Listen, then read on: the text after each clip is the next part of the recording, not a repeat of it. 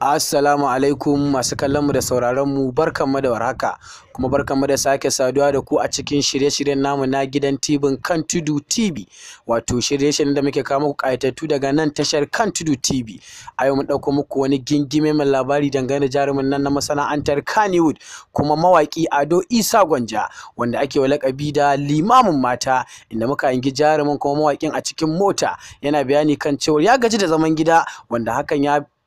ya kuma jawo bisani ne dangane da wani al'amari da ke faruwa bayan kulle gari da aka yi a jihar Kano, wanda al'amarin ya sanya mawaƙin ya fito a cikin motar shi yana yawo a cikin gari, yana nufin dai babu wanda zai hana shi ya zagaya a cikin gari. Sa'annan kuma can daga bisani sai muka hangi mawaƙi kuma jarumi a masana'antar Kannywood wanda ya fita burgu ya koma Lagos a matsayin shi na independent actor ko kuma in ce independent singer, wato Adam A Zango, gwani a rawa kuma gwani a shirin fina-finan Hausa. Shi ma ya postin wani hoto a shafin shi na Instagram tare da iyalan shi baki daya da bayani kan cewar al'umma abu dokar gwamnati a zauna, stay home stay safe, domin ko wannan annoba gaskiya ce. Kuma dai a daidai lokacin da ake ta bayani kan wannan waka tashi ta dabo wanda ya sa challenge ta akan naira 50,000 ga wanda ya nasara ya cinye rawar wakar da suka gabatar da mawaki NT4 wanda ya wakar ta banan Ghana, wato dan garin